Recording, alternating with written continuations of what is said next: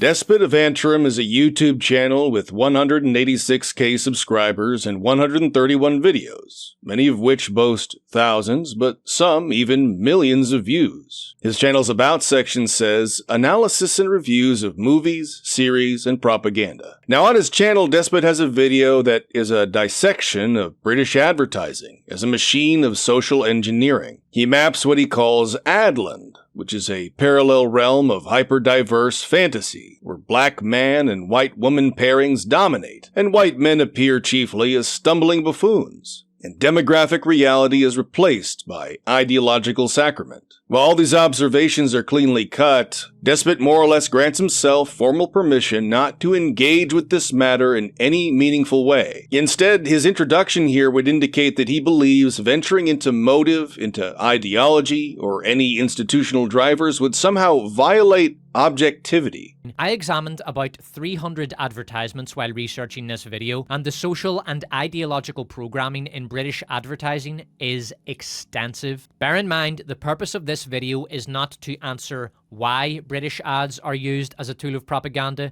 but to show how they are used as a tool of propaganda. This is the approach I have taken in my other propaganda analysis videos. I will try to remain as politically objective as I can in my analysis, but I encourage viewers to discuss the why of it all in the comments. Indeed, he frames the deeper subject matter itself as somehow devoid of relevance to the statistical data, as if the glaring mismatch between Adland and actual demographic and crime statistics were not already a statistical and empirical fact demanding explanation. And by this sleight of hand here, seriousness has been ruled out in advance. So the data may be noticed, but of course, we must not follow it. He has mastered the art of talking about the symptoms of a problem without actually talking about the problem itself, and carefully avoiding that very thing. At various decisive moments throughout his commentary, when the inquiry must press on from how this distortion operates into why it is orchestrated in the first place, Despot suddenly recoils, and a jest intervenes. Enough. We can stop violence against women and girls. Wait, say that again? Enough. We can call out our mates for harassing women. We don't fucking need you. No, I promised to lay off the gear. Fuck it! We know that sexual assault isn't acceptable. We don't need you bastards to tell us that in a condescending ad that tries to depict white men as the source of sexual assault in Britain, when we all know that the real fucking culprits are Muslims. It's okay. I'm better now. This is sincerity aborted by the obligatory quip. The mask of political objectivity has been drawn tightly here, and Despot's analysis halts at the threshold of dangerous territory. It is the signature of millennial humor, the Joss Whedon style that still permeates throughout much of film and television today, much of which Despot has also criticized. But we see here, even in Despot's own analysis, a moment of potential gravity, a genuine moral or civilizational claim, is instantly undercut by self-deprecating irony. And so seriousness is permitted only long enough to be disarmed. The technique flatters the viewer's cynicism while shielding both the speaker and the listener from the cost of any real confrontation. So once again, here's a YouTuber who has built part of his reputation critiquing precisely this tendency in modern cinema, and yet Despot deploys the identical device in his own work. In the act of exposing propagandistic fantasy, he reproduces the rhetorical reflex of the culture he ostensibly opposes. And so this means the analysis of Adland becomes just another product of Adland's spirit. It's safe, it's performative, and it's readily consumable. And it gratifies a very particular audience. The same self-hating, self-deprecating Redditor types who have internalized millennial irony as a survival posture.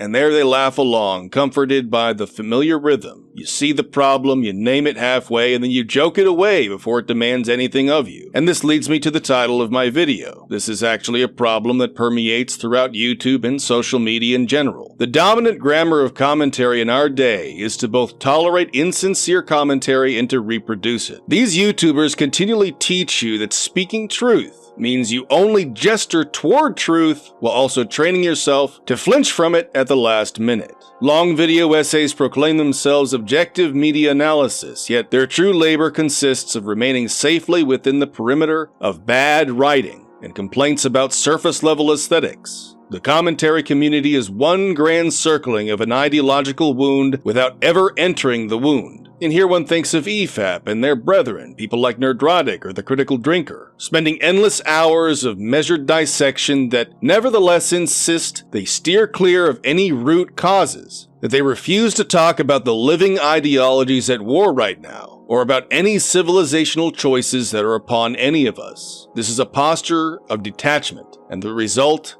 is evasion. And only a narrow sphere in the online spaces, the so-called Chud sphere, truly registers this as a pattern. Its inhabitants have passed through both clown pill and black pill. They have seen enough of this circus and enough of the abyss to reach a grim equilibrium. This is how the world now stands, and no utterance from our keyboards will ever reverse this momentum. Ironically, the despot types, the EFAP types, the Nerdrotic types, all these commentary communists must continually find new ways to court the ever-growing Chud sphere. We've seen this in every instance where Gamergate has manifested. And this is all because the boundaries of allowable speech compel the Overton window to shift into novelty. For even as the old loves and hatreds die, they must be replaced by new loves and new fears, new grifts. Now the goal here is to keep the conversation within a centrist or kosher libertarian sphere, where commentary consists of nothing more than polished fence riders who dominate much of what passes for the right wing in today's YouTube commentary community. And that's regardless of whether these people, these influencers, say that they are political or not, whether they consider themselves truly to be political or not. And they are especially useful to the progressive order precisely because they never truly oppose the institutions that continue to churn out the Goyslop. To their audiences who are largely low information, still hopeful normies, they offer just enough red meat and based observation to satisfy the appetite for dissent, yet never enough to violate the sacred taboos. Because you see, by naming the distortion while refusing to name the distorters, by diagnosing the propaganda while shielding the propagandists, these influencers serve a vital institutional function. They transform potential revolt into harmless spectatorship, and this allows viewers to walk away feeling like they've resisted something, even though the system continues to do what it does, undisturbed, unabated. And as for these kosher libertarians, Despot of Antrim moves within their company. His work is competent, it is often insightful, yet it all remains carefully bounded. And this is the current platform architecture of YouTube, a website that rewards measured half-truths. If you speak too plainly, the algorithm punishes you. But if you speak with sufficient irony, you will be rewarded. And the result is what we have today, a vast theater of pseudo-discourse. But the fact of the matter is, human speech and genuine thinking do not happen on a flat, neutral plane. Instead, they stand at the intersection of four inseparable dimensions. True speech holds these four directions in a tense living balance. Speech ought to be responsive, and it ought to answer the full reality of the moment instead of retreating into any one corner, pure subjectivity, abstract ideology, nostalgic reactionism, or cynical futurism.